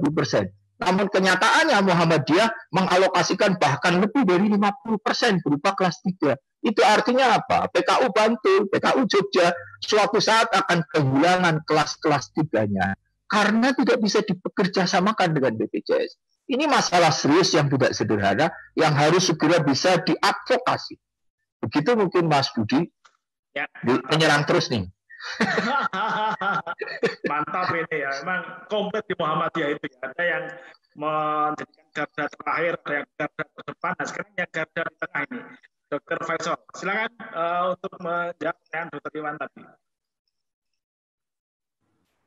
Iya, terima kasih Dr. Iwan. Saya kira sudah dijawab semua oleh Dr. Ibnu dengan lengkap dan jelas dan gamblang, saya kira ya. Strategi rawat inap bagaimana ini saya kira sudah sangat jelas. Dan kami memang strategi yang kami laksanakan untuk rawat inap memang lihat situasional, Ustadz Ibnu dan Dr. Iwan. Jadi kami saat ini melockdown kelas 3 dalam rangka untuk efisien tenaga supaya bisa dialokasikan ke ruang isolasi khusus. Ternyata dalam perkembangannya melihat kelas 3 kok trennya sedikit nih penggunaannya. Nah, kami yang ternyata permintaan VIP-nya menjadi lebih tinggi. Sehingga ganti yang kita lockdown yang kelas 3, yang VIP yang kita operasionalkan. Jadi ini tadi disampaikan Dr. Ibnu, day-to-day monitoring kita laksanakan untuk melihat kondisi real yang ada di rawat inap. Sehingga sangat-sangat membantu untuk menyokong pendapatan rumah sakit. Nah, tadi disampaikan Dr. Ibnu, kami juga begitu, bahwa penurunan kunjungan kami sekitar 47%. Tetapi kalau kita hitung secara finansial, kurang lebih sekitar 26% penurunan dari sisi finansialnya. Artinya apa? Artinya dampak dari penurunan kunjungan ini masih bisa tertutupi oleh pendapatan-pendapatan yang lain dengan inovasi-inovasi pelayanan. Tadi disampaikan Mas Ibnu dengan layanan hemodialisis, kami melaksanakan kerjasama dengan rekanan-rekanan dengan MCU-nya, ternyata luar biasa menyupport pendapatan rumah sakit ini. Sehingga saya kira itu kalau untuk mensikapi resiko terjadinya klaster baru di rumah sakit, memang kami jujur saja Dr. Iwan sangat was-was betul ketika melihat terjadi kerumunan di ruang poliklinik, gitu ya. Sehingga saat itu juga kami melakukan suatu perubahan kebijakan. Pasien langsung kita distribusikan begitu, jangan ngumpul di ruang rawat jalan kita. Kita terpaksa memanfaatkan space-space yang ada di rumah sakit. Jadi selasar kami gunakan untuk ruang tunggu. Sampai seperti itu masih terjadi penumpukan massa di poliklinik. Kami bagi dua rawat jalannya. Sementara yang belum dekat dengan antrian kita geser keluar rumah sakit, Pak Dr. Iwan. Sampai seperti itu. Karena kunjungan kami sudah mendekati sebelum COVID, hampir mendekati. Jadi kalau sebelum COVID kita rata-rata sehari kurang lebih sekitar 600 kunjungan, saat ini di posisi 500-an.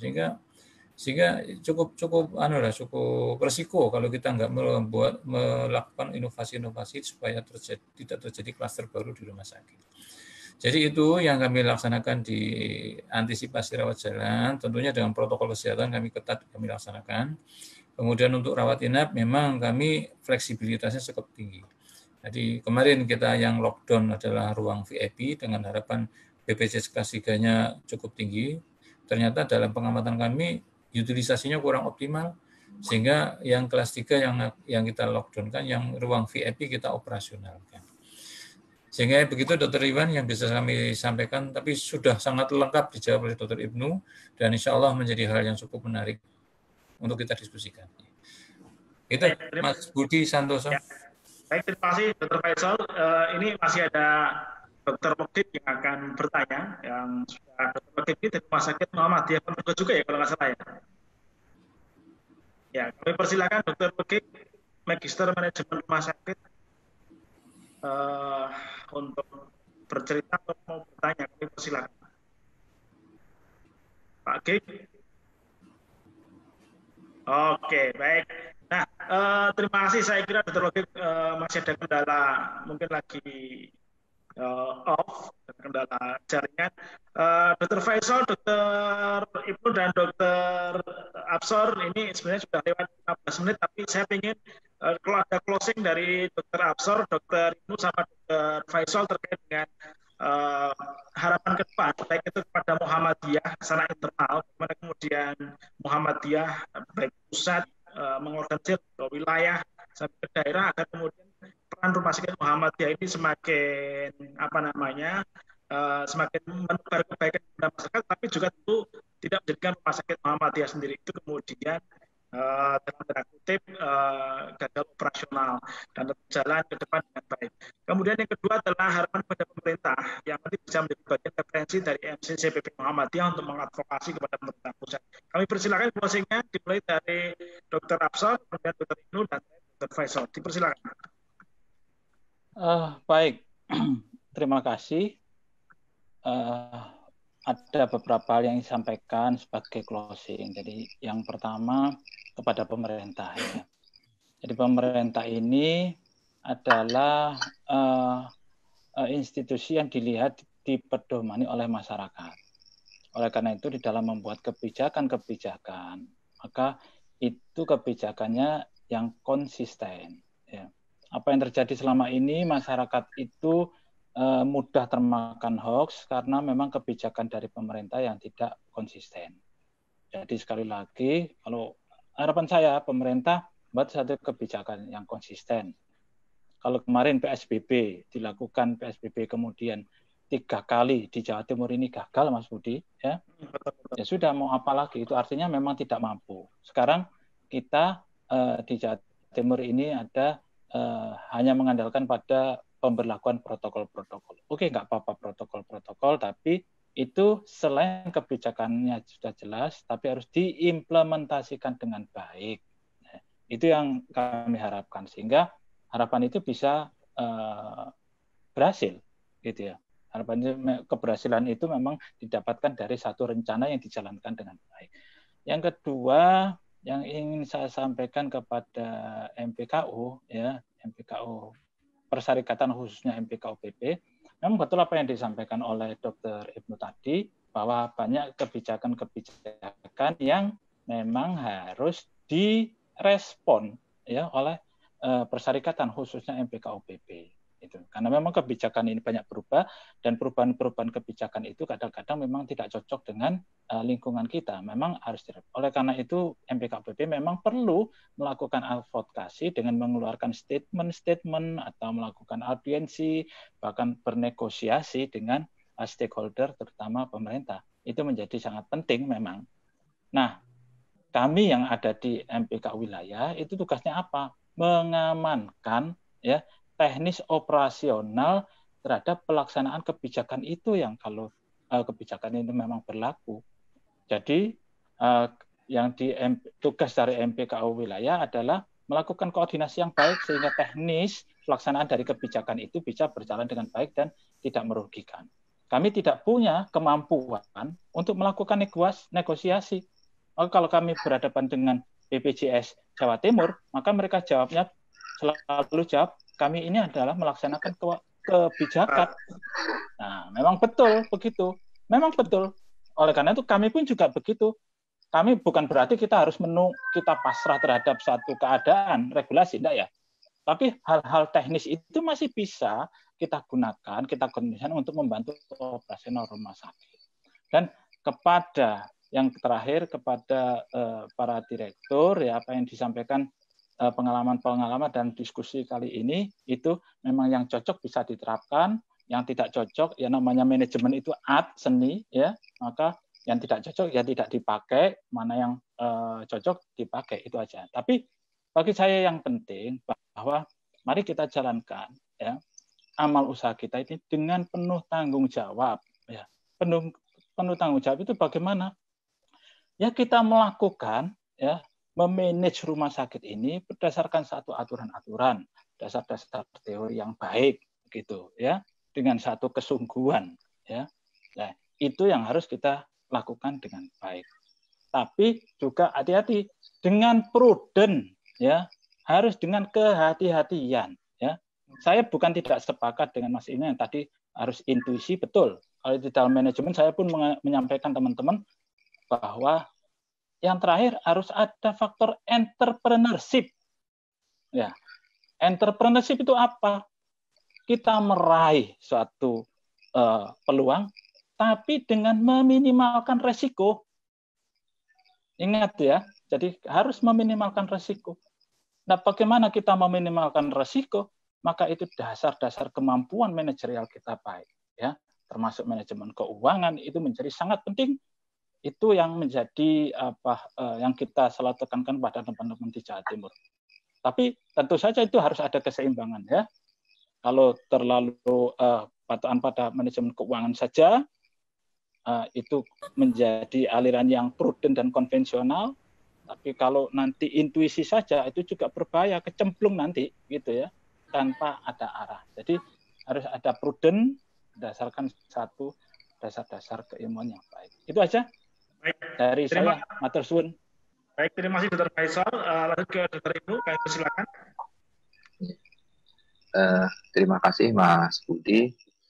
Di forum ini kepada para direktur Rumah Sakit Muhammadiyah Aisyah, khususnya di wilayah Jawa Tengah dan Indonesia pada umumnya, saya harus menyampaikan atas nama Persyarikatan, dalam hal ini Persyarikatan Wilayah Muhammadiyah Jawa Tengah, menyampaikan terima kasih dan apresiasi yang sebesar-besarnya karena Andalah pejuang-pejuang tangguh amal usaha Muhammadiyah.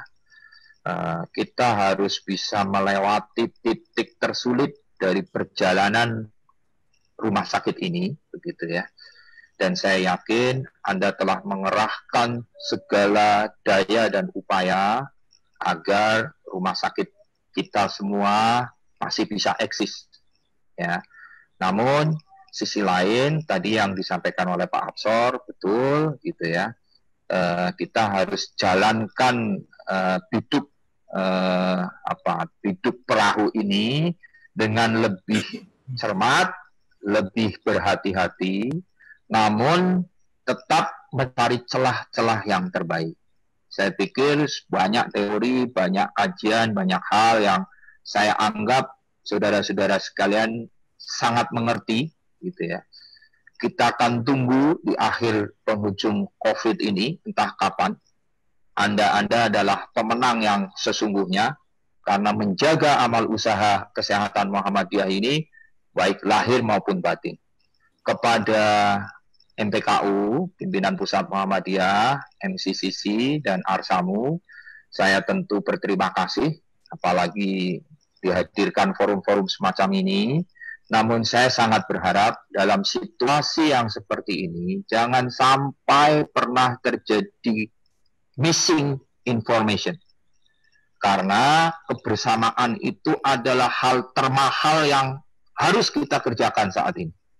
Jadi jangan sampai kita itu justru dalam situasi seperti ini, para direktur menjadi bahasa gaulnya kales ya, dengan stakeholder, dengan BPH, begitu ya. Kalau kita sudah sama-sama terbuka, persyarikatan paham, penerbangan ini tidak dalam cuaca yang baik, gitu ya. Bertahan saja sudah syukur, yang penting tidak defisit. Saya rasa prestasi direktur ada di titik itu, gitu ya. Sehingga dengan demikian tadi disebutkan perubahan regulasi ini harus mampu dikawal oleh MPKU. Ya. Jadi yang paling penting sekarang adalah mencermati perubahan regulasi. Karena dari fase perubahan titik ke titik ini, MPKU harus hadir. Saya berterima kasih kepada Arsamu ya, yang sudah banyak mengawal beberapa rumah sakit Muhammadiyah Aisyah di Jawa Tengah yang banyak sekali baru tumbuh, baru gitu ya. Jadi Mas Budi, pertumbuhannya tahun ini mungkin ada sekitar 10-12 rumah sakit Muhammadiyah Aisyah baru, yang beberapa ada yang kolab, jadi baru lahir kolab begitu ya. Ya sudahlah, kalau memang kolab nggak apa-apa. Yang tidak kolab ini kita tanting. Ya, tentu tadi adanya edaran soal hilangnya akreditasi, kemudian muncul PMK yang baru bahwa BPJS diperbolehkan bekerja sama dengan rumah sakit baru yang meskipun belum terakreditasi, hanya dengan ya, persyaratan komitmen pelayanan. Ini di lapangan harus dikawal. BPJS benar nggak melakukan praktek itu? Jangan-jangan BPJS tidak melakukan itu. Selalu saya pedomannya undang-undang. Kami hanya bisa bekerja sama dengan institusi yang telah terakreditasi. Kami tidak bisa membuka layanan-layanan baru yang belum tersurvey oleh KARS. Padahal regulasi di tingkat pusat mengatakan hal tersebut. Ini tidak menutup kemungkinan di daerah. Maka peran MPKU, peran Arsamu, peran MPKU wilayah adalah mengadvokasi. Ya. Jadi advokasi itu mestinya paham substansi persoalannya apa, mengadvokasi itu mengerti detail ya, kebijakannya itu apa, mengadvokasi itu punya hubungan kesetaraan yang luas terhadap Persi, terhadap KARS, terhadap BPJS, terhadap Kementerian Kesehatan. Supaya apa? Biduk ini bisa kita selamatkan dengan sebaik-baiknya. Yang paling akhir yang saya ingin sampaikan, bila MCCC atau kemudian MPKU ada kesempatan proyek-proyek yang didanai oleh NGO atau negara-negara asing, alangkah lebih baiknya kesempatan itu sebagai kesempatan untuk melakukan internalisasi peran organisasi. Karena tidak ada proyek tanpa menghasilkan internalisasi organisasi yang baik. Jangan sekali-kali menjalankan proyek hanya berdasarkan kepada kepentingan message pesan dari lembaga donor. Atau ya dikerjakan yang mudah-mudah sajalah. Padahal tantangannya adalah tantangan internalisasi organisasi.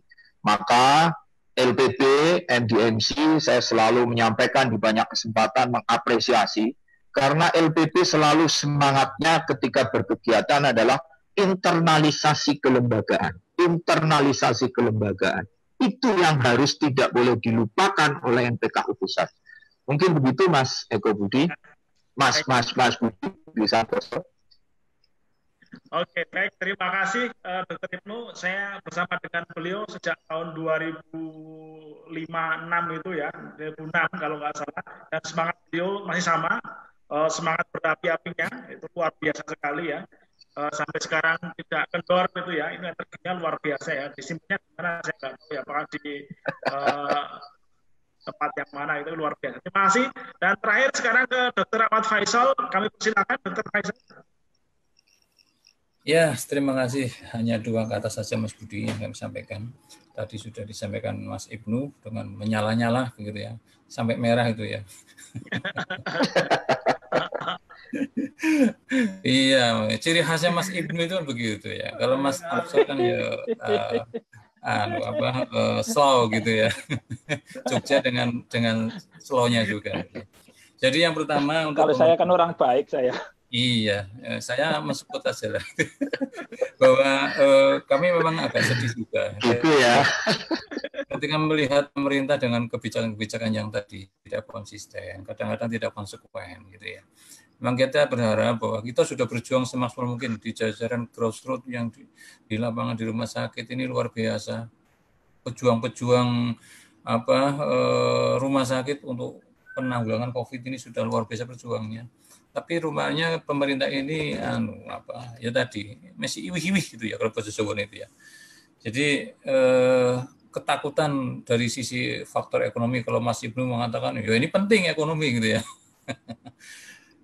Jadi tentunya kita berharap bahwa kebijakan pemerintah ini jangan semata-mata dari aspek ekonomi semata, tapi paling tidak yang utama adalah faktor kesehatan dan keselamatan warganya yang diutamakan. Tentunya dengan tidak melupakan kebijakan-kebijakan yang lain yang bersifat ekonomis gitu ya, untuk mendukung ekonomis. Yang kedua dari sisi perserikatan tadi luar biasa, memang kita melihat gerakan-gerakan MPKU dengan MCCC-nya luar biasa. Jadi alhamdulillah donasi ke rumah sakit lewat MPKU ini luar biasa, sangat-sangat membantu operasional rumah sakit untuk pemenuhan APD-nya, untuk pemenuhan sarana prasarana. Luar biasa. Dan kami dari MPKU menghaturkan banyak terima kasih pada MPKU dan MCCC yang telah berjuang, berusaha semaksimal mungkin untuk mensupport dari sisi kebutuhan rumah sakit untuk operasional. Insya Allah pasti yakin Allah akan menggantinya dan akan mendapatkan nilai yang lebih dari yang panjenengan semua kerjakan. Kemudian tetap berjuanglah bagi perserikatan, komitmen. Di sinilah kesempatan kita untuk melihat sejauh mana komitmen kita para penggawa rumah sakit ini teruji apa tidak dengan pandemi ini. Kalau letoy ya berarti ya begitulah, begitu sajalah komitmennya terhadap perserikatan gitu ya. Tapi ketika kayak Ustadz Ibnu ini yang kayak tadi bersemangatnya luar biasa, mungkin karena usianya masih 35 belum ada jadi ya. 17. Jadi kalau usianya masih seperti itu, semangatnya masih begitu ya, insya Allah PKU kita tetap jaya, tetap berkembang, mampu adaptasi menghadapi pandemi COVID ini, dan insya Allah selepas dari pandemi COVID ini PKU se-Indonesia akan tumbuh menjadi lebih kuat, lebih baik, dan lebih sehat, dan lebih berkemajuan. Saya kira itu Mas Budi, terima kasih atas kesempatannya dari MCCC, mudah-mudahan bermanfaat bagi semuanya, dan tentunya mohon masukan dan nanti saling informasi supaya kemajuan kita bersama. Terima kasih Mas Budi. Baik, terima kasih kepada Mas Budi. Saya silakan. Izin sedikit. Ya, saya tadi lupa belum menyampaikan terima kasih banyak pada MCC Pusat dan MPKU atas tadi yang seperti yang disampaikan di Jogja, kita dapat bantuan APD banyak dan bahkan ventilator banyak. Matur suwun banget, sangat membantu kami. Terima kasih. Baik, terima kasih. Dr. Ibnu kayaknya juga belum menyampaikan terima kasih. Terima kasih banyak MCCC. Semoga Mas Budi, Pak, teman-teman di MCC Pusat ini makin fight, diberi banyak kemudahan. Untuk tadi, jangan lupa berkoordinasi untuk memperkuat internalisasi kelembagaan kita. Terima kasih. Oke, baik. Terima kasih sekali lagi kepada 3 narasumber kita, Dr. Ahmad Faisal, spesialis di MMR MKes, Dr. Absor, Magister Sakit, dan Dr. Ibnu Nasir, SAG MMR yang telah berkenan berbagi tentang pengalaman praktik baik, bagaimana kemudian mengkoordinasi mengonsolidasikan Rumah Sakit Muhammadiyah Aisyah di wilayah masing-masing. Dan ada 3 pilar, saya sebagai rangkuman atas apa yang telah beliau-beliau sampaikan. Pertama, pilar tentang internal rumah sakit kita, bagaimana kemudian mengkonsolidasikan dalam berbagai aspek, baik itu fasilitas, sumber daya manusia, maupun juga sistem manajemen finansialnya agar survive bertahan di era pandemi.